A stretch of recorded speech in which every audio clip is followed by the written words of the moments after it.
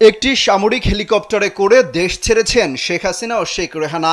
জানা যায় আজ সোমবার বেলা 2:30টায় বঙ্গভবন থেকে একটি সামরিক হেলিকপ্টার শেখ হাসিনাকে নিয়ে যাত্রা করে।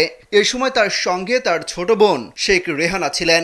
সংশ্লিষ্ট সূত্র জানায় তারা হেলিকপ্টারে ভারতের পশ্চিমবঙ্গের উদ্দেশ্যে রওনা দেন। এদিকে বার্তা সংস্থা এএফপি জানিয়েছে শেখ হাসিনা ও তার ছোট বোন শেখ রেহানা নিরাপদ স্থানে চলে গেছেন। শেখ হাসিনা যাওয়ার আগে একটি ভাষণ রেকর্ড করে যেতে চেয়েছিলেন, কিন্তু তিনি সেই সুযোগ পাননি। এদিকে গণভবনে ঢুকে পড়েছে ছাত্র জনতা। গণমাধ্যমের লাইভ ফুটেজে দেখা যায় বিভিন্ন জিনিসপত্র ভাঙচুর চালাচ্ছেন তারা, নিয়ে যাচ্ছেন হাতে করে। খামেরা তো দাগ হয় কিভাবে? এই যে ভাবি, দাগও যাবে রাগও যাবে। নিন চাকা সুপার হোয়াইট।